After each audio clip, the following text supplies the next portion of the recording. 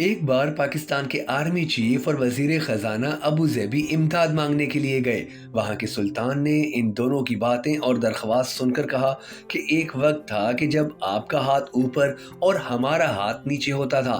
ہم امداد مانگنے کے لیے آپ کے پاس آتے تھے، مگر آج ہمارا ہاتھ اوپر ہے اور آپ کا ہاتھ نیچے۔ آپ ہمارے بھائی ہیں اور ہم آپ کی مدد بھی کر سکتے ہیں، لیکن میرا مشورہ یہ ہے کہ ہم اوپر یا نیچے والا ہاتھ بننے کے بجائے ایک دوسرے سے ہاتھ ملاتے ہیں۔ آپ کسی بھی ملک سے امداد نہ لیں بلکہ آپ ملکوں کے ساتھ بزنس کریں۔ ان کی اس بات کے جواب میں ہمارے وزیر خزانہ نے جو بات کی تھی وہ تا قیامت پاکستان کے ماتھے پر بدنما داغ کی طرح سجی رہے گی۔ ہمارے اس وزیر نے کیا کہا تھا، یہ جاننے سے پہلے آپ نے کمنٹ سیکشن میں یہ ضرور بتا دینا ہے کہ آپ کے نزدیک پاکستان کی اس تباہی بربادی کا اصل ذمہ دار کون ہے؟ نواز شریف، آصف علی زرداری یا عمران خان؟ کمنٹ سیکشن میں اپنی قیمتی رائے کا اظہار ضرور کیجیے گا۔ میں ہوں شکیل حیدر اور آپ دیکھ رہے ہیں آپ کا پسندیدہ channel Bhakkar network videos. دوستو، ابو ظبی کے امیر نے جب ان کو بتایا کہ آپ اس طریقے سے امیر ہوں گے تو پاکستانی وفد نے ایک دوسرے کی طرف دیکھا اور پھر سر جھکا لیے۔ دوسری مثال سعودی عرب کے موجودہ بادشاہ کنگ سلمان بن عبدالعزیز کی ہے۔ یہ بادشاہ بننے سے پہلے 48 سال تک ریاست کے گورنر رہے۔ جنرل پرویز مشرف کے دور میں پاکستان کے سفیر ایڈمرل شاہد کریم اللہ صدر کا پیغام لے کر ان کے پاس گئے۔ شاہ سلمان نے پاکستانی سفیر سے کہا کہ ہم پاکستان کو اپنا بھائی سمجھتے ہیں، لہٰذا ہم ہر مشکل وقت میں آپ کے ساتھ کھڑے ہوتے ہیں، لیکن یاد رکھیں کہ یہ جذبات صرف ہم تک ہے۔ ہمارے بچے پریکٹیکل ہیں، ہمارے بعد یہ آپ کا خیال نہیں رکھیں گے، چنانچہ آپ کے لیے بہتر ہے کہ آپ ہماری زندگی میں ہی اپنے پاؤں پر کھڑے ہو جائیں۔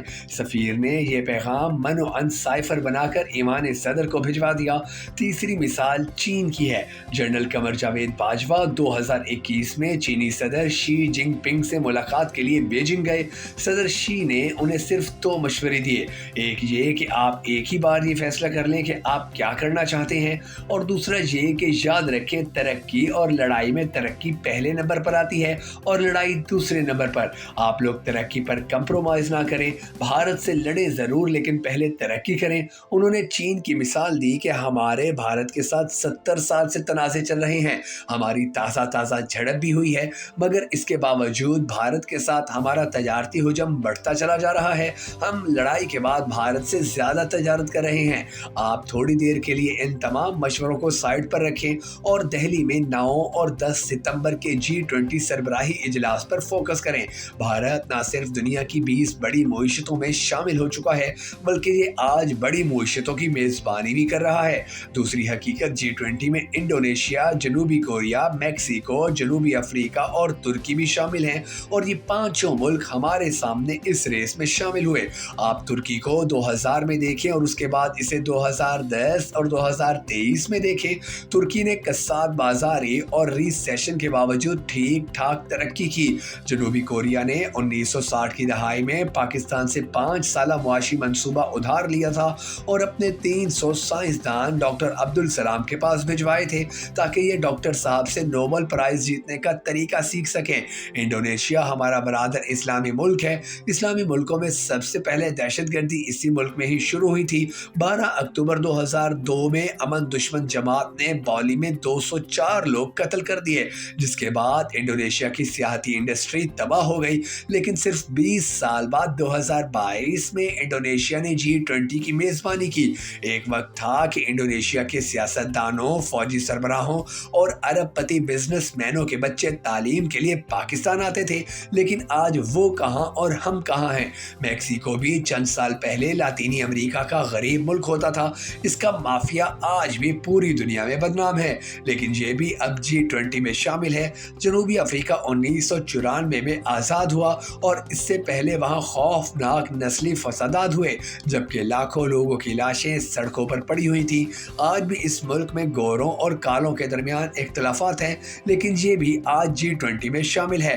بھارت نے ان کے علاوہ بنگلہ دیش، مصر، نائجیریا، متحدہ عرب امارات، عمان، سنگاپور، نیدرلینڈ، اسپین اور ماریشس کو بھی بطور مہمان دعوت دی۔ یہ تمام ملک کبھی پاکستان کے دوست ہوتے تھے۔ بنگلہ دیش نہ صرف پاکستان کا حصہ تھا بلکہ پاکستان کی بنیاد ہی بنگالیوں نے رکھی تھی۔ آل انڈیا مسلم لیگ ڈھاکہ میں بنی تھی اور 23 مارچ 1940 20 को करारदाद पाकिस्तान बंगाली लीडर AK फजलुल हक ने पेश की थी। हमने 1971 में बंगालियों को नालायक, पसमानदा और गंदा करार देकर अलग कर दिया, लेकिन आज बांग्लादेश माशी लिहाज से पाकिस्तान से आगे है और ये G20 मुल्कों के साथ भी बैठा है। नाइजीरिया जैसे दर्जन भर अफ्रीकी मुल्क पाकिस्तान से टेक्नोलॉजी सीखा करते थे।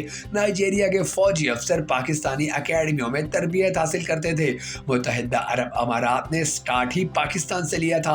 एमिरेट्स एयरलाइन का मुखफ़फ़ आज भी EK है।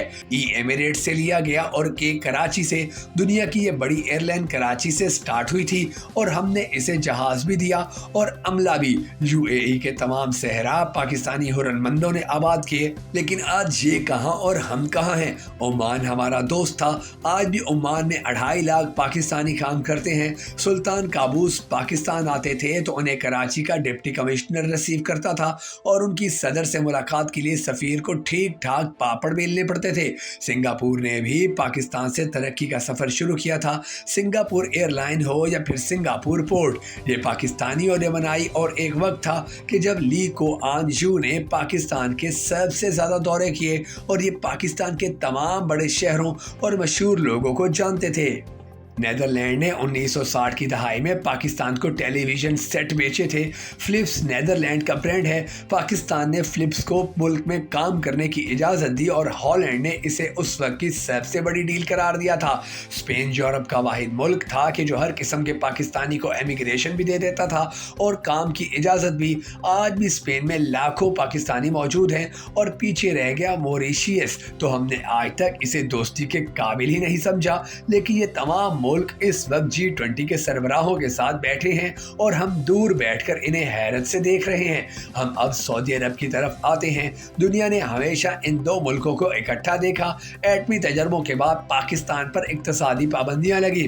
उस वक्त सऊदी अरब दुनिया का वाहिद मुल्क था कि जिसने खुलकर हमारा साथ दिया। हमें मुफ्त पेट्रोल तक दिया गया। आज भी पाकिस्तान के 20 लाख वर्कर्स अरब मुल्कों में मुलाजमतें कर रहे हैं और उनकी भेजी गई रकूम से हमारा मुल्क चल रहा है। भारत, सऊदी अरब और UAE पर मुसलसल दबाव डाल रहा है कि आप पाकिस्तानी वर्कर्स को निकाल दें, हम आपको सस्ते और ज्यादा हुनरमंद वर्कर दे देते हैं। मगर अरब ये पेशकश कबूल नहीं कर रहे। लेकिन सवाल ये है, अरब ममालिक कब तक इनकार करेंगे? हमें मानना होगा कि दुनिया बदल चुकी है। अरब मुल्कों में नई नस्ल इक़्तिदार और बिजनेस में आ चुकी है और ये नस्ल भाईचारे के बजाय कारोबार को अहमियत देती है। UAE में हुकूमत ने इन्वेस्टमेंट कंपनी बना रखी है। ये कंपनी $500 बिलियन की मालिक है और इसके कारिंदे पूरी दुनिया में कारोबारी मौके तलाश कर रहे हैं। ये ऐसे मुलाजमीन को साल बाद निकाल देते हैं कि जो कंपनी के पैसे इन्वेस्ट नहीं करते।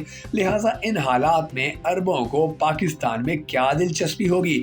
हम माने या ना माने, मगर हकीकत यही है कि हम दुनिया और अपने दोस्तों की नज़रों में इस कदर बेवकूफ़ हो चुके हैं कि हमने सऊदी वली अहद को भारत जाते वक्त चंद घंटे पाकिस्तान में गुजारने की दावत दी, मगर वली अहद तैयार नहीं हुए। दूसरी तरफ कॉन्फ्रेंस 10 सितंबर को खत्म हुई, मगर वली अहद 11 सितंबर की रात तक भारत में रहे। ये कॉन्फ्रेंस के बाद भी भारतीय ताजरों और सनतकारों से मुलाकातें करते रहे। क्यों? क्योंकि इन्हें भारत में बिजनेस के मौके नजर आ रहे हैं। भारत और सऊदी अरब के दरमियान इस वक्त $5 खरब की तजारत है, जबकि हम जब भी सऊदी अरब जाते हैं तो सिर्फ पैसे मांगने जाते हैं। चनाचा ये लोग हमारी इज्जत क्यों करें? ये पाकिस्तान क्यों आए? हमारे पास अब सिर्फ 2 ऑप्शन बचे हैं। एक ये कि हम जिल्लत के इस गड्ढे में गिरे रहें और गल सड़कर ख़त्म हो जाएं, या फिर हम गैरत खाएं और आखिरी बार उठकर इस मुल्क की सिमत ठीक कर लें और इज्जत के साथ ज़िंदगी गुजारें। चॉइस सिर्फ हमारी है। ताहम हमें ये याद रखना होगा कि हम अफगानिस्तान से लेकर अमेरिका तक पूरी दुनिया के लिए बोझ बन चुके हैं और हमने अगर आज अपने आप को ना संभाला तो दुनिया ज़्यादा देर तक हमारा बोझ बर्दाश्त नहीं करेगी।